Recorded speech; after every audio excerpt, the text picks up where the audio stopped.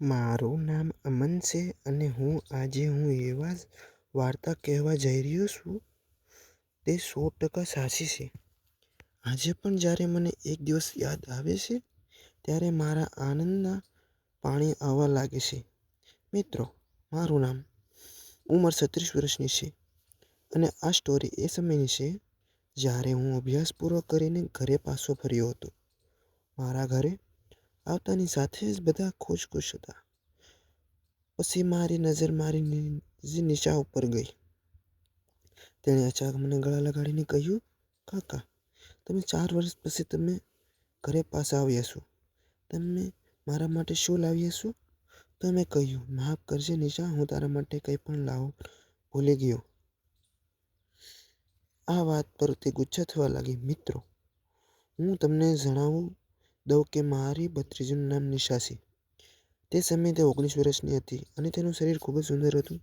તેની દૂધ જેવી સફેદ અને મારા ભાઈએ કહ્યું તો ત્યારે પાતળો હતો, હવે જાડો થઈ ગયો છે. તો મારી માતાએ કહ્યું, અમર, કૃપા કરીને તેને બહાર ફરવા લઈ જા ને ત્યાં તેને કંઈક સરસ ખવડાવ. મમ્મી આટલો કહ્યું કે તરત જ મારી ભત્રીજીએ કહ્યું, ઠીક છે, તમે મને સાંજે કોઈ સારી રેસ્ટોરન્ટમાં લઈ જજો. આ પછી જ્યારે સાંજ પડી ત્યારે મેં કહ્યું, નિશા, રમવા બહાર જઈએ.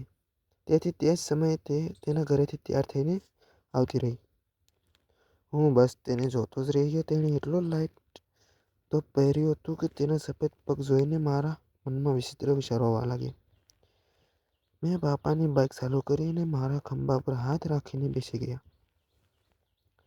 ફરતા ફરતા અમે ઘણા લાંબા અંતરે આવી ગયા. દિશાએ કહ્યું, અંકલ, ચાલો હવે ક્યાંક ખાઈ લઈએ. મેં કહ્યું, ઠીક છે. અમે એક રેસ્ટોરન્ટ શોધી રહ્યા હતા જ્યારે અચાનક વાતાવરણમાં વરસાદ શરૂ થઈ ગયો અને દૂર દૂર સુધી અંધારું થવા લાગ્યું. તેથી મેં કહ્યું, નિશા, ચાલ ક્યાંક જમીએ અને સીધા ઘરે જઈએ. કાલે ફરી આવીશું. આ વાત પર તે ગુસ્સે થવા લાગી. રસ્તામાં એક જૂની રેસ્ટોરન્ટ જોઈ જ્યાં રહેવાની સગવડ પણ હતી. તો મેં કહ્યું, ચાલ અહીં જઈએ. તેણે કહ્યું, ઠીક છે. કાકા, તમે રેસ્ટોરન્ટમાં જમવા બેઠા કે તરત જ જોરદાર વરસાદ શરૂ થયો. નિશાએ કહ્યું, કાકા, હવે ઘરે કેવી રીતે જઈશું? તેથી મેં કહ્યું, રાહ જુઓ, મને કંઈક વિચાર કરવા દે.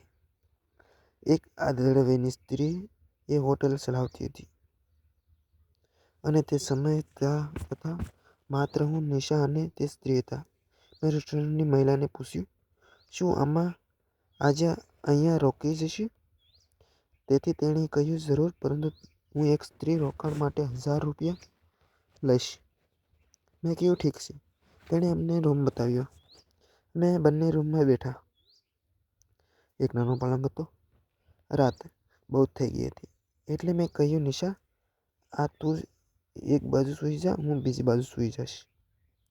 તો તેણે કહ્યું, અંકલ, મને હાથ પગ મારવાની આદત છે. મેં કહ્યું, ઠીક છે, કોઈ સમસ્યા નથી. પછી અમે બંને સાથે સૂઈ ગયા. મિત્રો, જેવી તેણે મારી તરફ પીઠ ફેરવી, હું ફક્ત તેની તરફ જોતો રહી ગયો. આ જોઈને તે હસવા લાગી. તેથી મેં પૂછ્યું, શું થયું? તેણે હસીને કહ્યું, કંઈ નહીં. મેં પૂછ્યું, ના, તું શા માટે હસી? મને કહે. પણ તેણે કહ્યું, મને ખબર નથી કે તમારી પત્નીનું શું થશે. તેથી મેં કહ્યું, કશું સમજાયું નહીં કે અર્થ. તેણે કહ્યું, તમારું પાનું ખૂબ જ મોટું છે. આટલું કહીને તે ચૂપ થઈ ગઈ અને ફરી હસવા લાગી. તેથી હવે બંને એકબીજા સાથે મજાકમાં લડવા લાગ્યા. મને અચાનક તેની સાથે રમવાનું મન થઈ ગયું. તેથી જ હું હવે રમતી વખતે જાણી જોઈને વારંવાર તેની ક્યુબ સામે મારા પાના ઘસતો. જ્યારે મેં આ કર્યું ત્યારે તેણે પણ મને ટેકો આપવાનું શરૂ કર્યું, કારણ કે તેણીએ તેનો એક પગ મારા પગ ઉપર મૂક્યો અને રડવા લાગી. તેનો શ્વાસ ખૂબ જ ઝડપી થવા લાગ્યો. અંકલ, જો પપ્પાને ખબર પડી જશે તો તેઓ ખૂબ ગુસ્સે થશે. બહાર વરસાદ ચાલુ હતો. વીજળીનો કડાકો થઈ બોલી ગયો હતો. આના પર મેં નિશાને કહ્યું, જો તું ઈચ્છશો તો કોઈને કંઈ ખબર નહીં પડે. વીજળીનો એક મોટો ચમકારો થયો. આ પછી તેણે અચાનક મને ગળે લગાડ્યો અને મારા હાથને પકડી રાખવાનું શરૂ કર્યું અને પછી તેથી જાણવા માટે હો તો વિડીયોને લાઈક અને ચેનલને સબસ્ક્રાઈબ કરો. ફરી મળશું એક નવા વિડીયોમાં. ત્યાં સુધી આવજો. વિડીયો પૂરેપૂરો જોવા બદલ તમારો ખૂબ ખૂબ ધન્યવાદ. વિડીયોમાં આવતા નામ, પાત્ર અને વાર્તા કોઈ જાતિ અથવા ધર્મ પર લાગુ પડતું નથી. વિડીયો ફક્ત મનોરંજન માટે બનાવવામાં આવેલું છે. Tata bye bye.